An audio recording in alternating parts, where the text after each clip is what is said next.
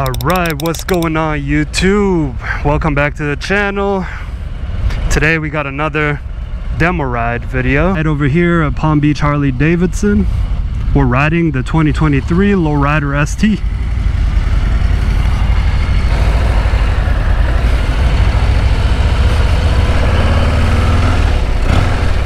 So we're on the 2023 Lowrider ST over here. This was the big talk of the town last year in 2022 when it came out, where Harley introduced this new model that's obviously based on the Lowrider S, but it has a fixed fairing, it's got a riser, it's got the 117 motor on it, and a little few bells and whistles here and there like cruise control.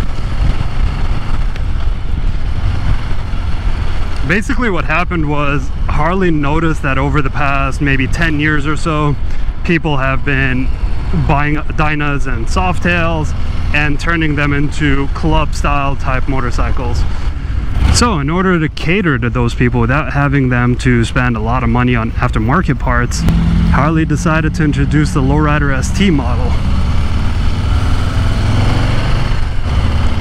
With the fixed fairing up front, with the risers, with the 117 motor. The fixed fairing is probably the biggest change here. I mean, for me, it feels really good. I'm still a little bit tall here. I'm not getting a lot of wind just at the top of my helmet. Talking about ergonomics a little bit here, I have a 34-inch inseam, and as you can see, I feel very cramped on this motorcycle. I feel super cramped on it. You know, my knees are above the tank over here. So if I were to get this bike, I would definitely go for forwards over there.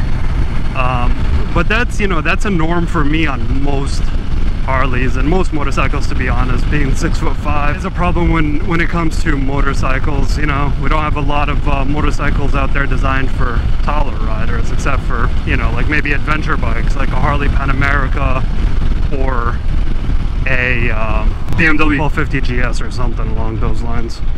This bike feels actually really good. It's got the inverted forks up front, it's got dual disc brakes, so like you do this, you see that, like right away it brakes. You got the this is much better. Yeah, it's bigger, it's a bigger frame too. Right. Cause so this one has that Softail frame where that's like the Sportster is just tiny, bro. But you look good on this, dude.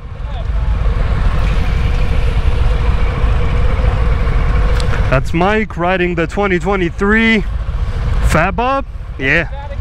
Lowrider ST.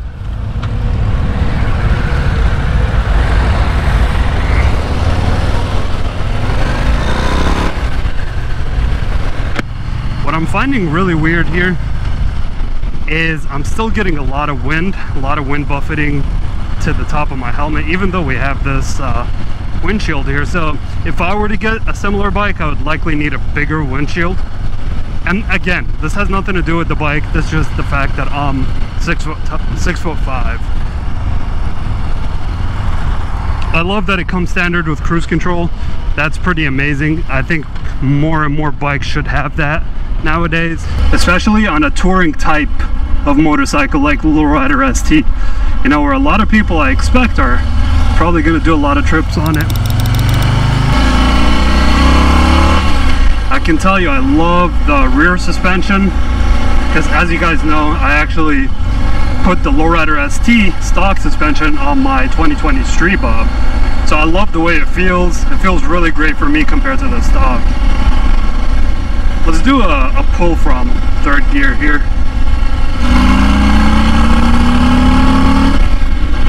Yeah, that's fast.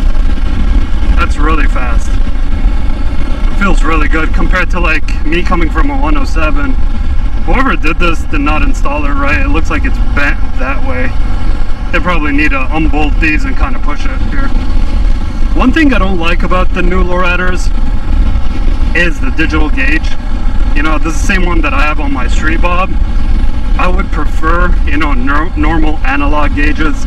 I think Thrashin makes an aftermarket gauge for it, so you can probably get two of them up here, one for, you know, your revs and one for your of speed.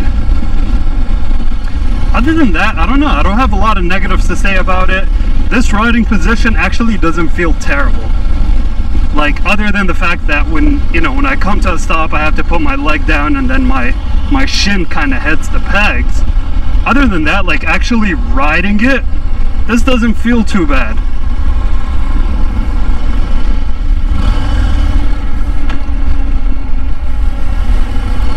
One thing I always have a struggle with when it comes to mid controls, or these mid controls, is whenever I lift, to go up a gear like this, I end up not being able to lift my leg all the way up. And so yeah, that's an issue. That's why for me, I prefer a little bit forward controls. It's got cruise. Yeah, this one too. Not used to that. Hey, what is this button? For the menu. Oh. It'll show you your range and all that shit. Try out the cruise control. It's sketchy when you try it out for a bit, because you're like, whoa, what's happening? But it feels good. I like the More my size bike right there. Yeah, I like the fixed fairing, dude. It feels good.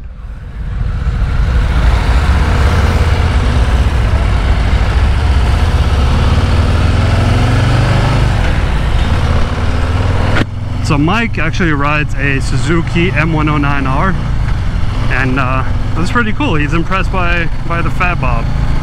I don't think he's ridden Harleys before. He used to be a sports bike type of guy. Alright, let's try cruise control. Look at this, bro. This is fucking cool. It's set to 49. I love it. I need to get cruise control on my bike, or I need to get a new bike. Dude, I would go for this bike. Especially with the, the added 5-gallon tank, the inverted forks, the taller suspension in the back, the fixed fairing. I mean, the 117 motor. I mean, what's not to love, man?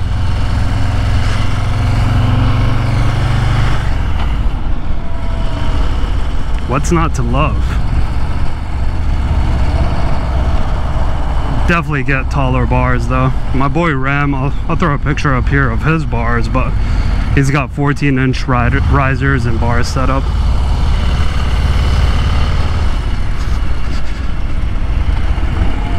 And those feel really good. So unfortunately I made a rookie moto vlogger mistake.